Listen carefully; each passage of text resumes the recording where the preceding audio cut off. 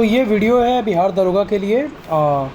जो ये आपका कंट्रोवर्सी स्टार्ट हो रहा है कि नॉर्मलाइजेशन होगा कि नहीं इस बार। तो दो नोटिफिकेशन देखेंगे हम लोग। जो लास्ट आपका जो नोटिफिकेशन निकला है 5 नवंबर 2023 को बिहार दरोगा के लिए 1275 पोस्ट का ये निकला था। तो इसका नोटिफिकेशन देखेंगे और इस बार का नोटिफिकेशन देखेंगे तो ये क्लियर हो जाएगा। इसके पहले आपका 2017 में, देन उसके बाद फिर 17 के बाद बोलें तो 19 में, उसके बाद फिर 22 में, 21 में आपका नोटिफिकेशन निकला था जिसमें आपका 1717 पोस्ट था आपका ये 2017 वाले में। उसके बाद फिर 2446, उसके बाद 2213 और चौथा जो वैकेंसी निकला था जिसमें 1275 पोस्ट था वो निकला था 5 नवंबर 2023 को। इसका नोटिफिकेशन है ये देखिए। इसके पहले आपको बता दें कि अगर आप चैनल पर नए हैं तो इसको सब्सक्राइब कीजिए और प्रेस कीजिए बेल आइकन को। और हम लोग क्रैश कोर्स देख रहे हैं बिहार दरोगा के लिए, तो अगर आप चैनल पर नए हैं तो सरकारी नौकरी प्रो के लेवल पे जाकर के ज्वाइन कीजिए और वहाँ पे हम लोग कंप्लीट सिलेबस देखेंगे जिसमें आपका कवर होगा कंप्लीट। एक तो जीएस, देन उसमें आपका ल्यूसेंट, घटना चक्र, सब कुछ कवर होगा। उसके बाद फिर 1 ईयर का करंट अफेयर्स हम लोग देखेंगे, साथ ही साथ 1000 बूस्टर के रूप में देखेंगे हम लोग। उसके बाद फिर हिंदी इंग्लिश भी पूछ रहा है तो हिंदी इंग्लिश का जो बेसिक है जो पूछ रहा है वो भी हम लोग ख़त्म करके जाएंगे। तो ये कंप्लीट सिलेबस है आपका, तो ये हम लोग कवर करेंगे। और कंप्लीट जीएस में आपको हिस्ट्री, ज्योग्राफी, इकोनॉमिक्स, पॉलिटी और जनरल साइंस सब कुछ देखने को मिल जाएगा। वन लाइनर का फॉर्म में है तो आप इजीली उसको रिकॉल कर सकते हैं, रिवाइज कर सकते हैं। सबसे पहले हम लोग देखेंगे अभी नोटिफिकेशन ये 2023 वाला। तो इसमें आप आ जाइए पॉइंट नंबर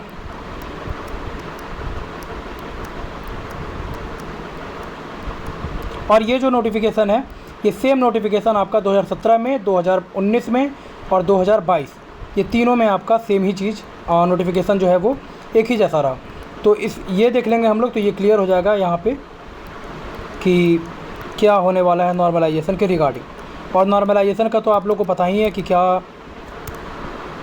सीन रहता है किसी भी एग्ज़ाम में। तो नॉर्मलाइजेशन होगा, नॉर्मलाइजेशन के बाद नॉर्मलाइज स्कोर जो रॉ मार्क्स होगा उसके अकॉर्डिंग पब्लिश होगा। तो ये हम लोग को पता है कि एग्ज़ाम जो है वो शेड्यूल किया गया है आपका 2026 में, जनवरी में 18 और 21 जनवरी को, और 2-2 शिफ्ट में यानी 4 शिफ्ट में कंप्लीट हो जाएगा। तो मोर देन 1 शिफ्ट हो गया तो नॉर्मलाइजेशन। इस बार क्या होता है, ये पिछला बार भी हुआ था, हर एक बार 2-2 दिन एग्ज़ाम हुआ था और 2-2 शिफ्ट में। तो अब देखते हैं कि यहाँ पर क्या है। तो लिखित प्रतियोगिता परीक्षा नियुक्ति की प्रक्रिया में आप जाएंगे तो प्रथम चरण में यहाँ पे देखेंगे प्रारंभिक परीक्षा। प्रारंभिक परीक्षा में 200 अंकों का एक पत्र होगा जिसमें प्रश्नों की कुल संख्या 100 होगी एवं परीक्षा की अवधि 2 घंटे की होगी। उक्त पत्र में सामान्य ज्ञान एवं समसामयिक मुद्दों से संबंधित प्रश्न पूछे जाएंगे। इसमें 30% से कम अंक प्राप्त करने वाले अभ्यर्थी मुख्य परीक्षा के लिए असफल घोषित किए जाएंगे। प्रारंभिक परीक्षा में प्राप्त अंकों के आधार पर रिक्तियों के 20 गुना सफल अभ्यर्थियों का चयन मेधा क्रमानुसार आरक्षण कोटिवार में किया जाएगा। मुख्य लिखित परीक्षा हेतु अर्हता प्राप्त अभ्यर्थियों के पर्याप्त संख्या में अनुपलब्धता की दशा में उक्त अनुपात उपयुक्त रूप से कम किया जा सकेगा। इसके बाद पॉइंट नंबर 3 में आएंगे तो सीधे द्वितीय चरण है यहाँ पे, यानी साल 2023 का जो नोटिफिकेशन निकला और सेम ही नोटिफिकेशन आप पिछला 3 यानी चारों नोटिफिकेशन में आपको कहीं भी नॉर्मलाइजेशन का जिक्र नहीं मिलेगा। जबकि हर बार क्या हुआ था कि जो एग्ज़ाम कंडक्ट हुआ था वो मोर देन 1 शिफ्ट में हुआ था। तो यहाँ पे आप देख सकते हैं कि जो इसके जस्ट पीछे हुआ 2023 में उसमें नॉर्मलाइजेशन का जिक्र नहीं है। अब इस बार का नोटिफिकेशन हम लोग देखते हैं साल 2025 में जो अभी फॉर्म फिल किया जा रहा है उसको। तो ये जो नोटिफिकेशन है वो साल 2025 का है और ये अभी फॉर्म जो है आपका भरा जा रहा है और 26 अक्टूबर इसका आखिरी डेट है। तो यहाँ पे देखेंगे आप इसमें, तो इसमें जब नीचे आएंगे पॉइंट नंबर सेम ही पॉइंट होगा तो नियुक्ति की प्रक्रिया। तो यहाँ पे देखेंगे आप आवेदन पत्रों के संग्रहण के उपरांत आवेदन पत्रों की समीक्षा की जाएगी एवं जिन अभ्यर्थियों के आवेदन पत्र सही पाए जाएंगे उनके लिए लिखित प्रतियोगिता परीक्षा का आयोजन किया जाएगा। लिखित परीक्षा 2 चरणों में होगी यथा प्रारंभिक एवं मुख्य परीक्षा। लिखित परीक्षा के सभी पत्र बहुविकल्पीय प्रश्नों के आधार पर होगा।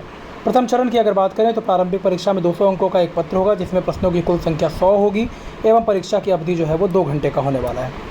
आगे मूव करेंगे तो इसमें 30% से कम अंक प्राप्त करने वाले अभ्यर्थी मुख्य परीक्षा के लिए असफल घोषित किए जाएंगे। तो यहाँ तक तो सेम है नोटिफिकेशन पिछला और इस बार का। प्रारंभिक परीक्षा में प्राप्त अंकों के आधार पर रिक्तियों के 20 गुना सफल अभ्यर्थियों का चयन मेधा क्रमानुसार आरक्षण कोटिवार किया जाएगा, ये भी कॉमन है। मुख्य लिखित परीक्षा हेतु अर्हता प्राप्त अभ्यर्थियों की पर्याप्त संख्या में अनुपलब्धता की दशा में उक्त अनुपात उपयुक्त रूप से कम किया जा सकेगा। अब ये पॉइंट जो है वो यहाँ पे इम्पॉर्टेंट है। विज्ञापन के लिए प्राप्त आवेदनों की संख्या के आधार पर एक से अधिक पालियों में परीक्षा आयोजित की जा सकती है। बहुसत्रीय बहुप्रश्न पत्रीय परीक्षाओं के मूल्यांकन हेतु सामान्यीकृत अंकों की गणना 21 परसेंटाइल पद्धति के आधार पर की जाएगी।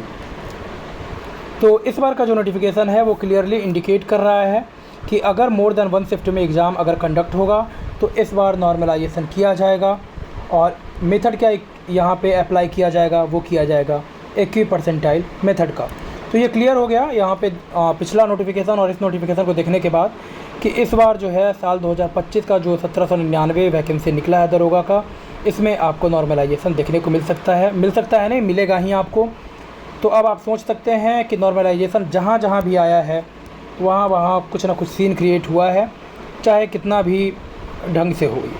ठीक है, साइंटिफिक मेथड है तो ये तो अपने जगह पे स्टैंड करेगा, लेकिन हम लोग को सबको पता है कि नॉर्मलाइजेशन और ठीक भी है। मतलब पिछला बार तक ये होता था कि किसी दिन भारी पेपर आता था, किसी दिन हल्का पेपर आता था, तो इसके रिगार्डिंग कंट्रोवर्सी क्रिएट होता था। तो इस बार आयोग ने स्पष्ट कर दिया है कि अगर मोर देन 1 शिफ्ट में और मोर देन 1 डे में अगर एग्ज़ाम कंडक्ट होगा तो यहाँ पे नॉर्मलाइजेशन किया जाएगा और इसके लिए यूज किया जाएगा 21 परसेंटाइल मेथड का।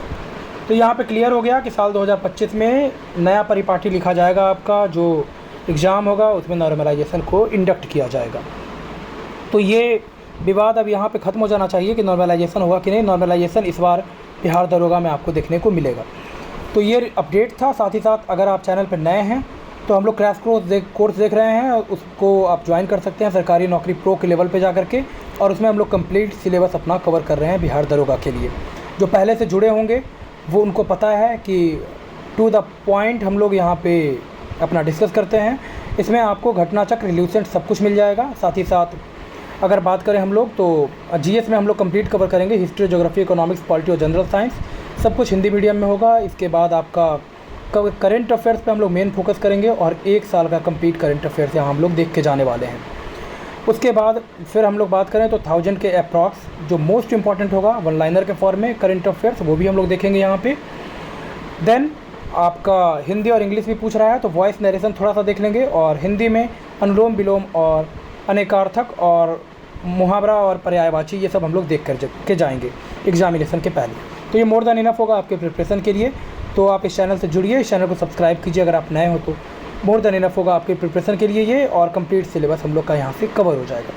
तो जहाँ तक कंट्रोवर्सी हो रहा था नॉर्मलाइजेशन को लेकर के, अब सब कुछ क्लियर होगा कि इस बार का जो पेपर है उसमें आपको नॉर्मलाइजेशन देखने को मिलेगा बिहार दरोगा 2025 में, और ये स्पष्ट किया हुआ है नोटिफिकेशन में। तो इस तरह के और अपडेट्स के लिए बने रहिए, मिलते हैं नेक्स्ट वीडियो में। धन्यवाद।